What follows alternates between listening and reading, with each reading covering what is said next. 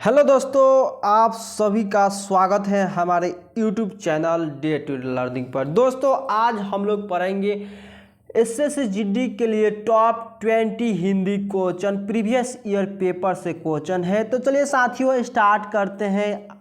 उससे पहले एक मोटिवेशनल लाइन है, सबको सब कुछ विरासत में नहीं मिलता, सबको सब कुछ विरासत में नहीं मिलता, कई रातें बितानी पड़ती है किताबों के साथ।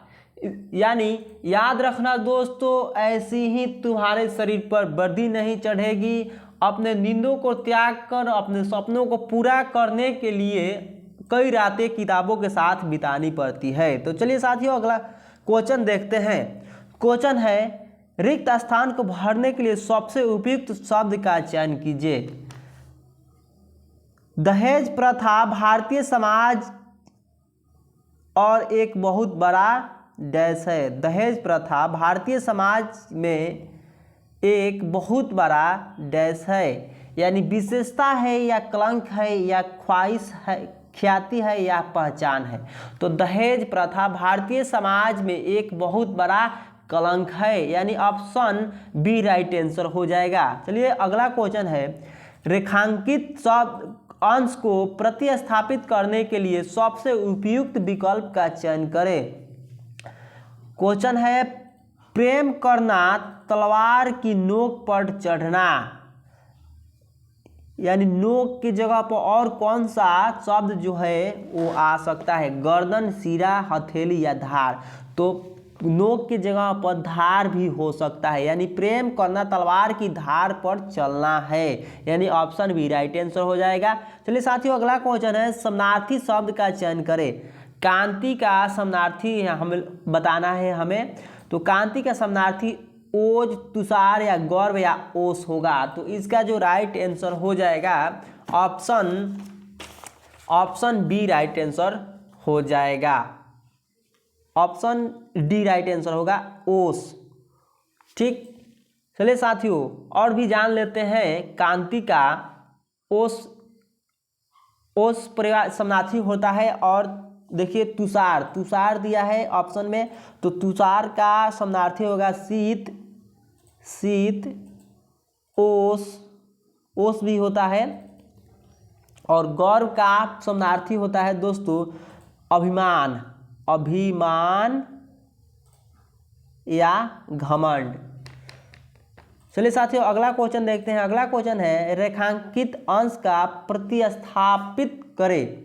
विद्यार्थियों को इस पुस्तक का अध्ययन होगा।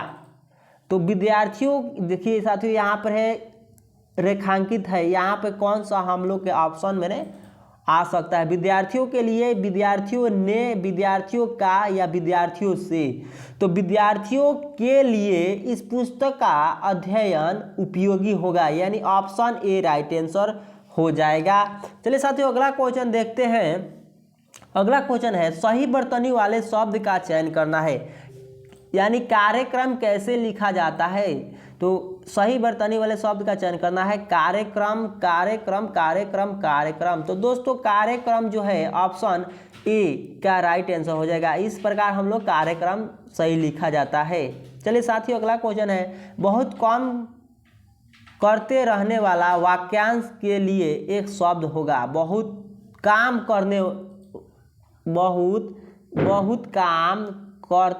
करते रहने वाला का वाक्यांश के लिए एक शब्द लिखना है। तो ऑप्शन है श्रमिक, कलाकार, हठी या कर्मठ।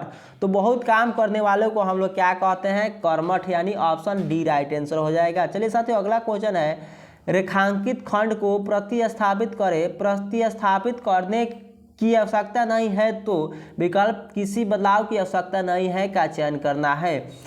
क्वेश्चन है, मेरे आंसू से रुमाल भीग गए, मेरे आंसू से रुमाल भीग गए। तो दोस्तों यहाँ पर उपयुक्त विकल्प का चयन करना है, मेरे आंसू से। तो यहाँ पर आंसू नहीं होकर मेरे आंसुओं से रुमाल भीग गया, यानी ऑप्शन ए राइट आंसर हो जाएगा, मेरे आंसुओं से रुमाल भीग गया। चलिए साथियों अगला क्वेश्चन है, किस भाग में त्रुटि है। त्रुटि हम लोग को बताना है। मेरा इन बातों में विश्वास नहीं है, मेरा इन बातों में विश्वास नहीं है। यानी ऑप्शन बातों में या मेरा या विस्तार या नहीं है, तो इसका जो राइट आंसर होगा विश्वास नहीं है।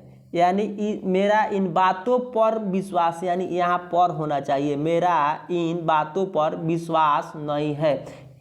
चलिए साथियों अगला क्वेश्चन देखते हैं। रिक्त स्थान को भरे। हमारे अध्ययन अध्यापक का डैश है, यानी माध्यम है या साधन है या उपकरण है या साध्य है। तो हमारे अध्ययन अध्यापक का माध्यम हिंदी है, यानी ऑप्शन ए राइट आंसर हो जाएगा। चलिए साथियों अगला क्वेश्चन है। जिसका मूल्य न लगाया जा सके उसे क्या कहा जाता है? बहुमूल्य, अमूल्य, निर्मल या सस्ता। तो जिसका मूल्य न लगाया जा सके उसे हम लोग क्या कहेंगे? अमूल्य, यानी ऑप्शन बी राइट आंसर हो जाएगा। चलिए साथियों अगला क्वेश्चन देखते हैं। बरसात के 4 महीने के लिए एक शब्द लिखना है। इसमें जो होगा चतुर्मास्य, यानी ऑप्शन बी राइट आंसर हो जाएगा, चतुर्मास्य। चलिए साथियों अगला क्वेश्चन है। कूच कर जाना मुहावरे का सही अर्थ है। ऑप्शन है मर जाना, हार मान लेना, आक्रमण करना या वापस आना।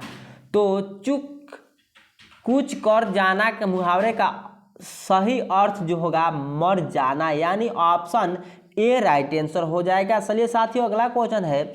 सही बर्तनी वाले शब्द का चयन करना है। पूजनीय किस प्रकार लिखा जाता है वही हमें बताना है।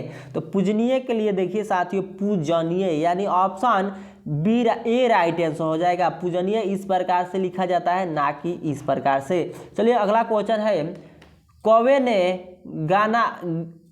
ने गाना सुनाने के लिए ज्यों ही उसकी चोंच खोली, रोटी का टुकड़ा उसके मुंह से गिर गया।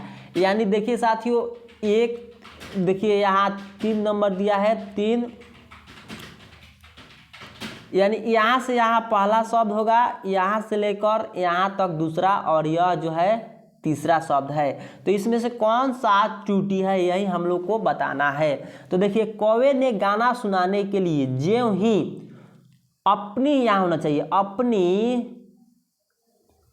अपनी चोंच खोली, यानी ऑप्शन हम लोग के सामने होगा ऑप्शन 2 होगा राइट आंसर, यानी अपनी होना चाहिए ना कि उसकी। यानी अपनी चोंच खोली तो रोटी का टुकड़ा उसके मुंह से गिर गया, यानी ऑप्शन डी राइट आंसर हो जाएगा, यहाँ 2 होना चाहिए। चलिए साथियों अगला क्वेश्चन है। चादर से बाहर